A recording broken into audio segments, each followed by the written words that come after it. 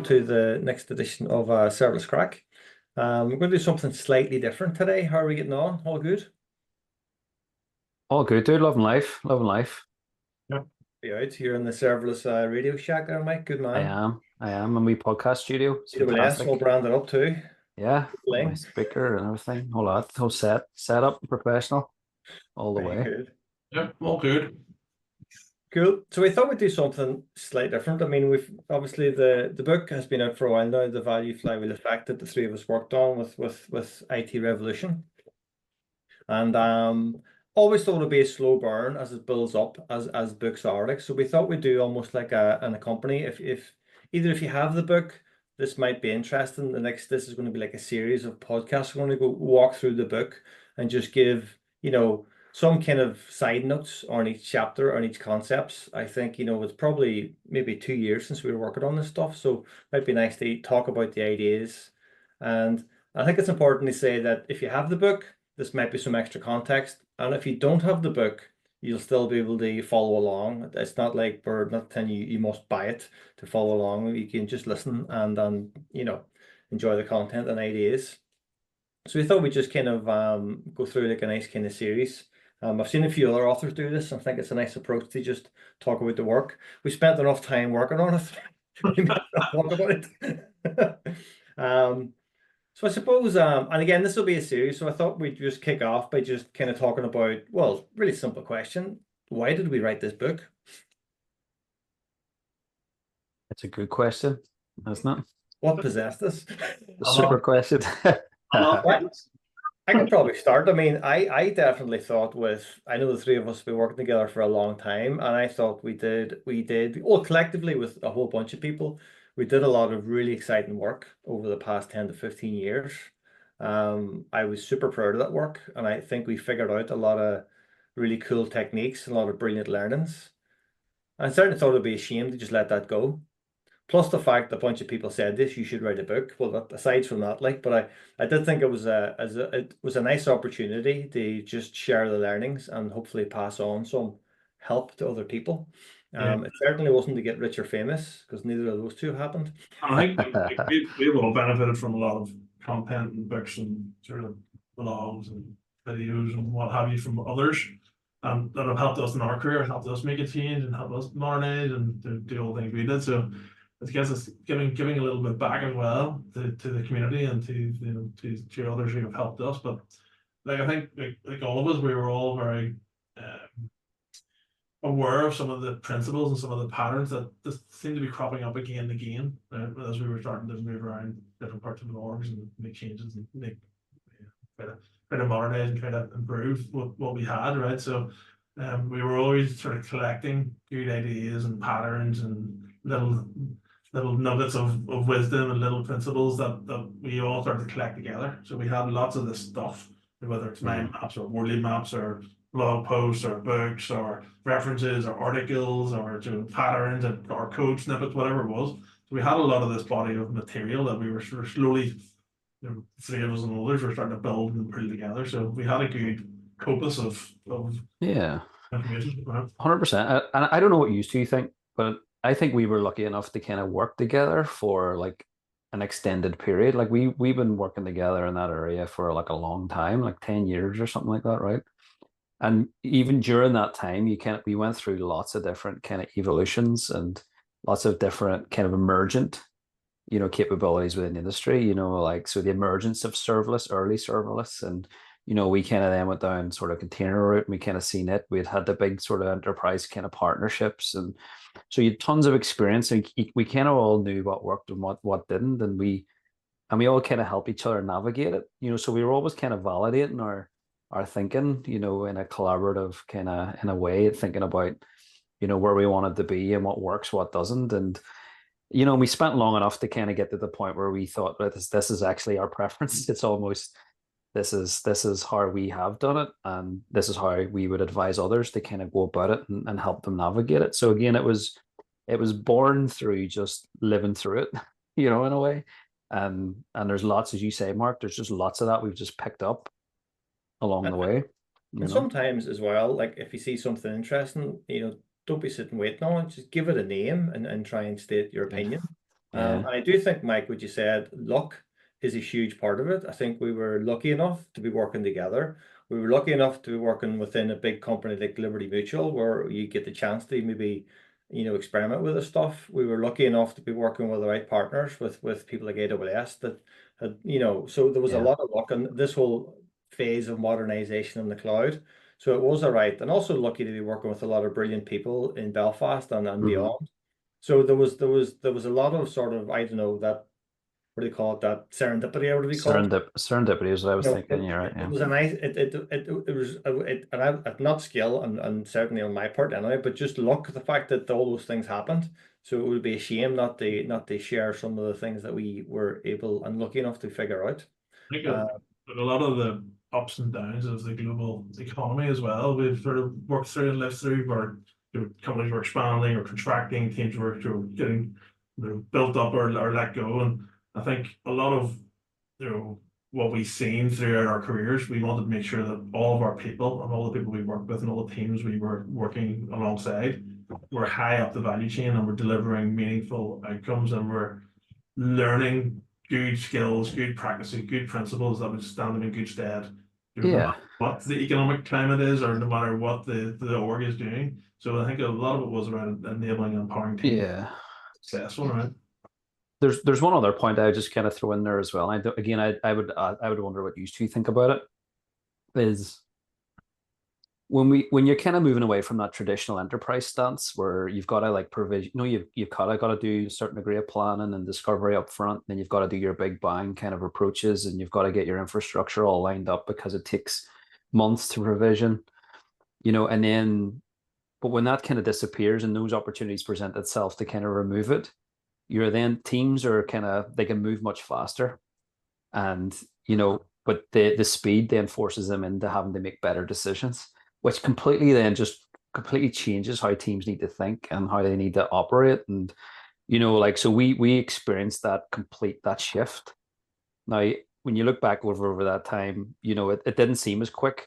When you look back over it, it happened really, really quickly. So how do you help organizations plan and prep for that? So there was a complete change as well, that we had to capture. I think that was huge. I mean, one of the things that used to drive me crazy was people would describe engineers as being a cog in a machine, or like a piece of the factory floor. And I actually really couldn't stand that description of a factory being engineered. And you will know it's not a factory. We're using our brains, and we have and the thing you always said, Mark, like the somebody will hire like 400 people, and someone else will just have 3 people on serverless stack. 3 people will do better than the 300 or 400. And we can just see that I know that, like the power tools thing. So I mean, so there was certainly a piece, and one book that really influenced me was Accelerate by Nicole Forsgren, who actually came out and says IT is not it's not a cost center, it's a value differentiator. And that for me was absolutely massive. I think that was in 2017 or so. So for me, and I think about, why does the industry need a book like this? And I think it's empowerment for engineers to think, like, step up, look around your company, look at the tool sets, think in a different way. Don't be constrained by the Gantt charts and the waterfalls and we need 1,000 engineers to build anything. You can actually be incredibly productive and impactful if you figure out what the business opportunity is, speak with the right people, and get the right environment. So for me, there's a piece about when you're trying to lead that or drive that modernization change, there is a way of doing it, and you don't need 1,000 people to do it. So that was the big thing for me. And we're starting to see this now time and time again. So if I think, why does the industry need this? It's not about like using Node or using Lambda. That's not what this is. It's about a different way of thinking and acting that you can like properly have impact on what you do. Yeah.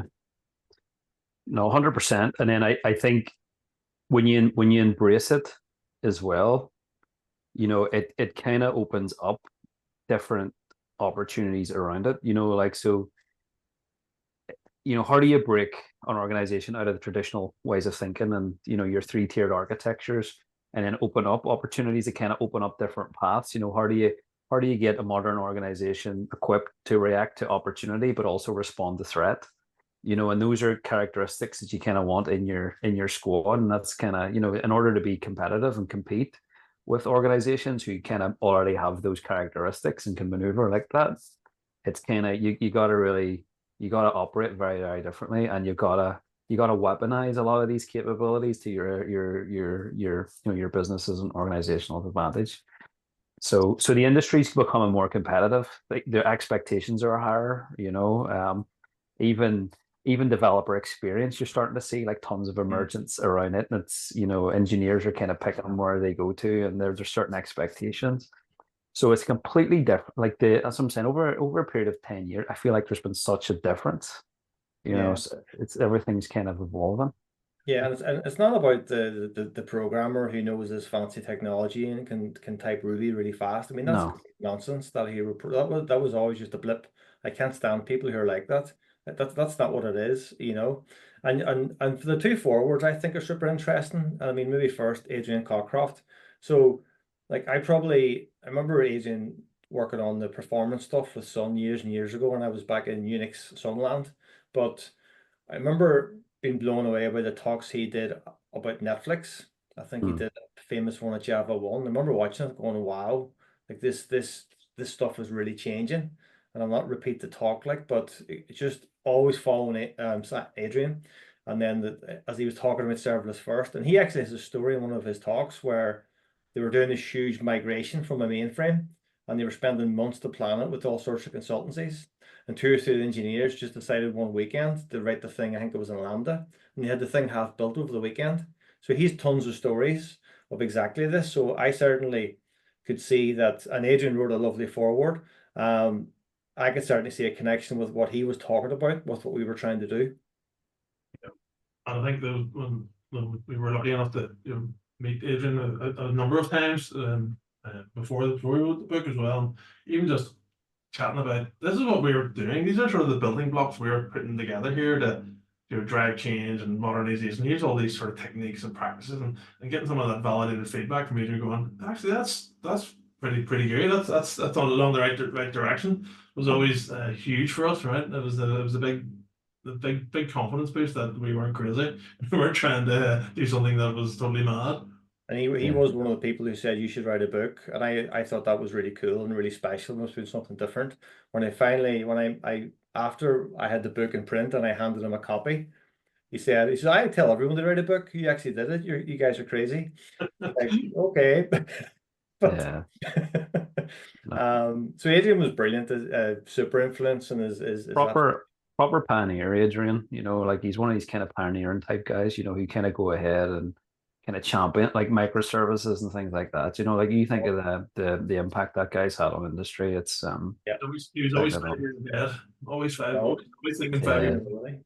Yeah, for sure. And then obviously Simon Wardley as well. Like, I mean, and I think the big thing about Wardley mapping is a technique and that idea of sense making. That helped us a huge amount. Just trying to see a path through the beautiful mess, to quote John Cutler, that is kind of, big technology projects. So I thought mapping was super important. And it was also interesting when Simon started talking about serverless, because that really, I think, gave us a boost as well, because he was able to see that path around modernization. So Simon also wrote a really nice foreword about the book as well. So I think the mapping is weaved throughout the book, and I think just having good situational awareness and understanding the context and the landscape you're operating within was huge for us. Was like, through the time that with all of these a lot of our experience was, things were moving really quickly, and if you didn't have good situational awareness, you'd lose your head, right? So the mapping was massive for us to help us sort of steer a nice course through the craziness. Yeah, I remember that talk. There was a talk he did at an open source conference, maybe I think it was like 2015, 2016. And it's like a 20-minute. I remember I watched it. It was the first kind of really proper kind of thing I'd seen him talk at, and he was a brilliant speaker, like really entertaining, carried like very, just super interesting. But what you seen on strategic thinker wise, how to think strategically and make good decisions and kind of decompose things down. Like, that talk, was it Crossing the River Through Feeling the Stones? I think I remember the title of it. That would, unreal. I always kind of recommend that talk, to anybody that's kind of want to see Simon in action. It's fantastic, and it just completely had me hooked from that point. It's a great talk. It's actually very funny and also melts your brain. So it both Yes. makes you laugh and makes you continue at It's the same good. time. So Very, it very good. checks all the boxes, but it's also a great talk. Yeah. And one of the things as well that I certainly thought as we always talked about how quickly technology is changing and the landscape is changing. For me, the some of the basic techniques never change, And although we talked a lot about modernization, what you've seen now with Gen AI and stuff landing, it's the same pattern repeating itself. But for me, there's a thing about, and people always ask, who's the book for? When I think of people trying to drive change in their organizations, trying to figure out what to do next, it's like a handbook for how you should think about how do you navigate through that change. You can see an awful lot of companies now bringing in Gen AI just for whatever reason and not thinking it through. So I think there's definitely a thing about I don't like to say it's a framework. It's a mindset or an approach to how you drive modernization. I think that's probably the best way of looking at it. And I don't think I wouldn't necessarily say it's for a CTO. It could even be for someone who's only started in their career. I don't want to make it's only for senior people, because I think some of the techniques in the book will help you whatever grade you are in your company. Been written in a particular way to make it very approachable, no matter what level of experience or what grade you are. So from a junior engineer all the way up to the C-suite, you should get lots of value from it, and it's certainly something that I wish we had 15, 20 years ago. Yeah. And somebody just handed you the book and go, this is how this organization is going to operate going forward. You'd be like, all right, copy this. What are we doing today? We're doing the remapping. We're going to do North Stars. We're going to do event storming. Oh, there's a bit of all of it, right? We did try hard not to make it like a technical book. And that was one of the things that we said when we started off. And it was nice. One of the first reviews said, like, this isn't a technology book. It's ridiculous. And you're like, brilliant. No, it's not.